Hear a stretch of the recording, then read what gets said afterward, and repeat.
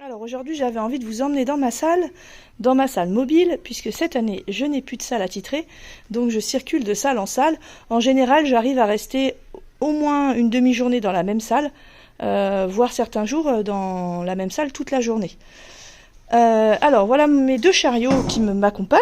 Donc le premier ici, c'est celui sur lequel il va y avoir toutes mes ressources de plan de travail et puis aussi mon matériel du quotidien. Donc la première chose, ce sont les 3 boîtes ici qui vont me permettre aux élèves de déposer les documents qu'ils vont avoir utilisés dans la séance et qui n'auront pas eu le temps de ranger au moment où ça sonne. Donc ils peuvent me déposer les activités ou les corrections qu'ils avaient. Et puis en fin de séance, s'il y a une activité sur laquelle ils n'ont pas été évalués et qu'ils voudraient me laisser, ils peuvent me laisser leur cahier dans cette boîte en utilisant un petit marque-page ici pour mettre à la bonne page. Sur le chariot, il y a aussi mon petit matériel de bureau, un petit clin d'œil à Marie-Claire et ta bougie qui m'inspire. Et puis en haut, j'ai les chapitres de mes 6e. Donc 6-0, donc c'est le chapitre de 6e, chapitre 0, 6e, chapitre 1.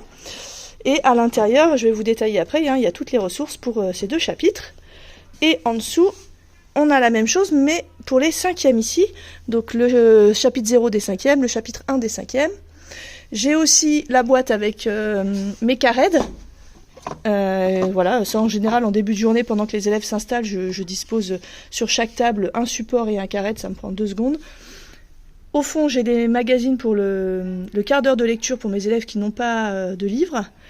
Mes pochettes si jamais je veux commencer à ranger certains plans de travail. Et une boîte avec du brouillon.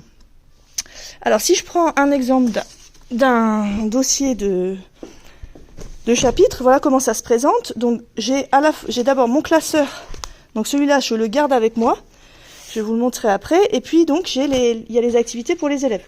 Donc en général ce que je fais, c'est que je les sors et je les pose sur une table.